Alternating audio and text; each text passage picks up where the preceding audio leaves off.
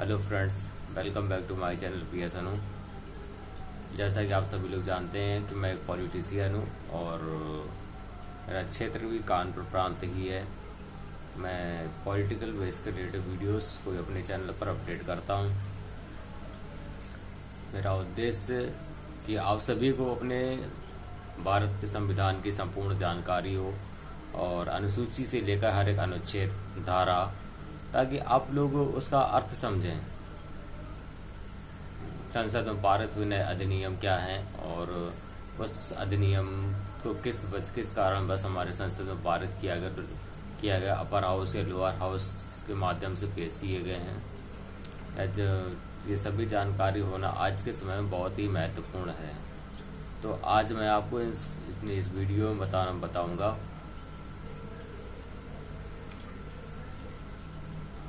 कि हमारे संविधान की अनुसूचियां और हमारे संविधान में लाए गए विदेशी स्रोत,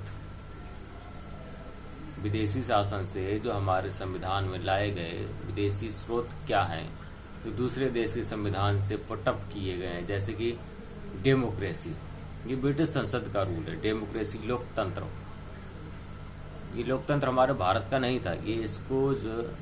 ये कहाँ से लिया गया है, कौन कौन से विदेशी स्रोत हमारे भारत में लाए गए, जिन विदेशी स्रोतों को दूसरे देशों के संविधान से लाकर अपने देश में संगठित सुसज्जित कर आज हमारे संविधान यानी हमारे भारत राष्ट्र जिस संविधान के उन्मूलन पर आज निरंतर प्रगतिशील है, उस संविधान में जो विदेशी स्रोत है, आज मैं उन सभी का विवरण आप सभी के समक्ष रखूंगा। जैसे कि आप सभी लोग जानते हैं कि हमारे संविधान को लिखने से पूर्व हमारे संविधान के रचयिता डॉक्टर भीमराव अम्बेडकर जी,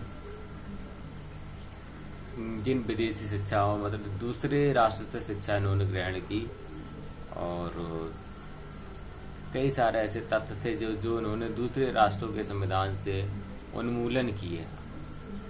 जैसे विदेशी स्रोत से ब्रिटिश क्षेत्र से ब्रिटेन से संसदीय शासन क्या था, जो संसदीय शासन जिसको ब्रिटेन से लिया गया, ब्रिटेन मतलब इंग्लैंड, एकल नागरिकता, सिंगल सिटीजनशिप जो हमारे भारत में आज लागू है कि जो व्यक्ति भारत का रहने वाला है और यदि जो व्यक्ति भारत का नागरिक है वो भारत की ही नागरिकता को ले सकता है, भारत में नागरिकता ले सकता है, किसी दूसरे राष्ट्र में नहीं। जैसे कि अमेरिका में दो एकल नागरिकता है कि आप अमेरिका की भी नागरिकता ले सकते हैं और किसी अन्य देश की भी, जो अन्य देश की भी नागरिकता ले सकते हैं। लेकिन हमारे भारत में लोकतंत्र के कारण एकल नागरिकता का अधिनियम पारित है, जिसके कारण कोई भी भारतवासी यदि भारत का नागरिक है तो उसे सिर्फ भारत की ही नागरिकता मिलेगी। अन्यथा यदि वो किसी दूसरे देश की नागरिकता लेना चाहता है या ले रखी है उसने, तो उसकी नागरिकता को जो है भारत सरकार के द्वारा रद्द कर दिया जाएगा और रद्द कर दिया जाता है। ये आप सभी लोग जानते हैं। और मौलिक अधिकार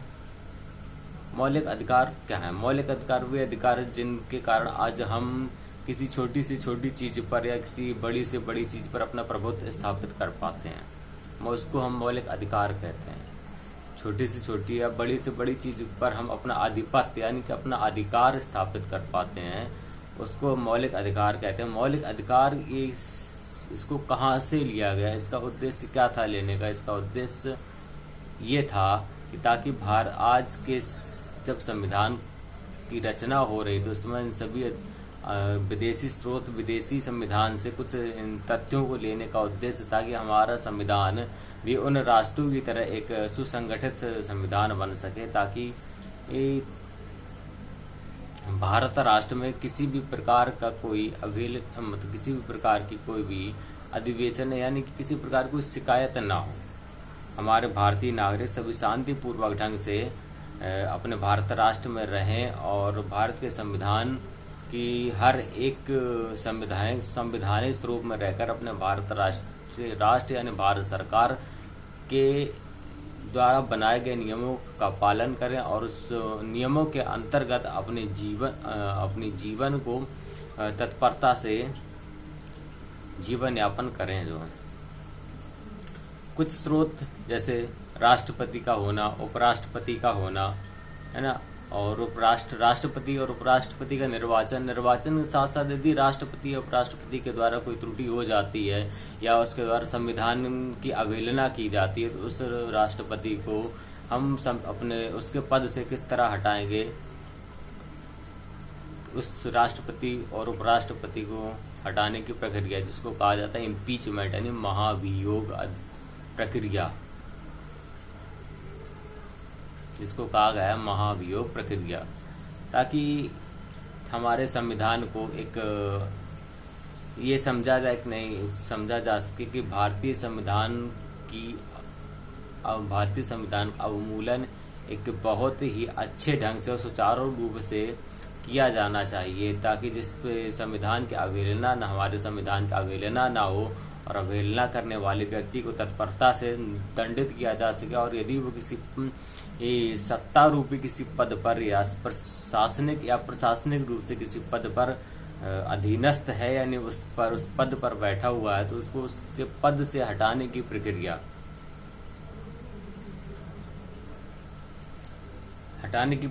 को भी लाया गया। जैसे राष्ट्रपति और उपराष्ट्रपति को हटाने के लिए ऐसे IAS, IPS, PS, है ना, और जज, इन सभी को हटाने की प्रक्रिया हमारे भारत राष्ट्र में आज लाई गई है, संगठित भी है कि यदि कोई भी अधिकारी भारतीय संविधान की अवहेलना ना कर सके।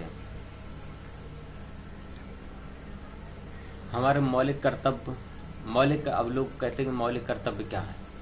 मौलिक कर्तव्य परायणता होनी चाहिए। हमारा मौलिक कर्तव्यों को पूर्ण रूप से पहले समझना और उसके बाद ही मौलिक कर्तव्यों की अवमूलन करना अति आवश्यक होता है। जब मौलिक कर्तव्यों को जिस तरह रूस आप सभी जानते हैं कि मौलिक कर्तव्यों को हमारे रसज्ञात यानी रूस से लिया गया, जो भारत का एक बहुत सहयोगी मित्र या मित्र देश ही है। आप सभी जानते हैं कि रसिया इस समय भारत का एक मित्र राष्ट्र भी है। केंद्र और राज्य में संबंध स्थापित कि केंद्र सरकार के द्वारा और राज्य सरकार के बीच किस प्रकार के संबंध होने चाहिए, है ना। केंद्र सरकार के द्वारा लागू किया गया या कोई भी लाया गया अधिनियम या कोई केंद्र सरकार के द्वारा कोई ऐसा अधिनियम या एक्ट पारित किया जाता है जो राष्ट्र हित में हो, राष्ट्र हित में होने के साथ साथ वो और राज्य हित में भी, जब राष्ट्र हित में आया होगा तो राज्य हित में अवश्य होगा।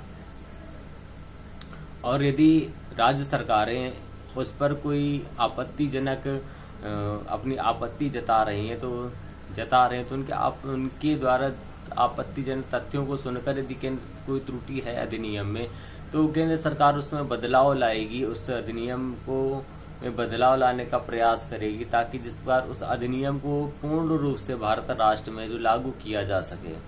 और यदि उसके पश्चात भी राज्य सरकारें उस अधिनियम को पारित नहीं करती हैं तो इसके लिए अनुच्छेद 256, 257 जिसके तहत कहा गया है कि यदि केंद्र के द्वारा लाया गया अधिनियम राज्य सरकारें अपने राज्य में पारित नहीं करेंगी तो 256 के तहत केंद्र सरकार को यह अधिकार है कि वो उस राज्य की विधानसभा और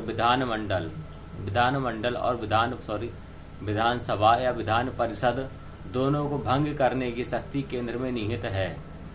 यानी यदि वो कानून राष्ट्र हित में है तो केंद्र सरकार के द्वारा लाया गया अधिनियम यदि राष्ट्र हित में है, यदि उसमें कोई त्रुटि नहीं है तो राज्य सरकारों को अपने राज्य में उस कानून को पारित करना ही होगा। राज्य की नीति निर्देशक तत्व, राज्य के नीति निर्देशक तत्वों को आप सभी जानते हैं जैसे कि आयरलैंड से लिया गया है और समवर्ती सूची और आप सभी जानते हैं समवर्ती सूची को हमारे ऑस्ट्रेलिया से लिया गया है। इस सूची में समवर्ती सूची में कुल 52 विषय, आप सभी लोग जानते हैं समवर्ती सूची में केवल 52 विषय ही रखे गए हैं। इन पर केंद्र और राज्य दोनों के मध्य इन पर केंद्र और राज्य सरकार यानी दोनों के मध्य में जो कानून लाए जाते हैं, और कानून किस बेस को लेकर, जैसे शिक्षा, सुरक्षा, स्वास्थ्य व्यवस्था और कौशल विकास, ग्रामोद्योग, इन सभी को लेकर जो नई नई जिस प्रकार की योजनाएं जो लागू की जाती हैं, उस पर केंद्र सरकार के द्वारा भी लागू की जा सकती है।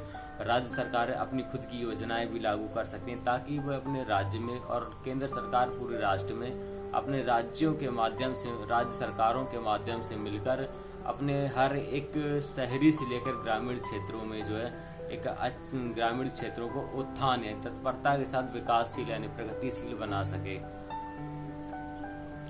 सके और बनाने का प्रयास निरंतर करती रहे। विधि द्वारा स्थापित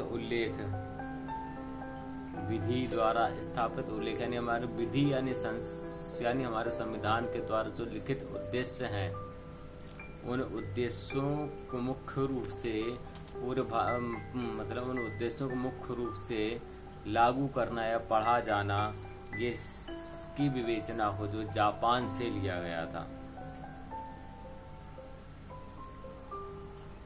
इस तथ्य को जापान से लेने का तथ्य कि हमारे भारत के हर एक नागरिक को अपनी संविधान की पूर्ण जानकारी होना अति आवश्यक है। अब संविधान संशोधन जिसको साउथ अफ्रीका से लिया गया था, और यह 368 के अनुच्छेद 368 के तहत संशोधित है। आज की वीडियो में गैस बस इतना ही, और हम जल्दी मिलते हैं अपने आने वाली नेक्स्ट वीडियो में। तब तक के लिए आप हमारी वीडियो अच्छा लगे तो लाइक करिए, शेयर करिए, हमारे चैनल को सब्सक्राइब करिएगा और बेल आइकन जरूर प्रेस करिएगा, ताकि हमारी पहली वीडियो सबसे पहले आप तक। हमारा उद्देश्य आपकी सफलता। तब तक के लिए नमस्कार, जय श्री राम।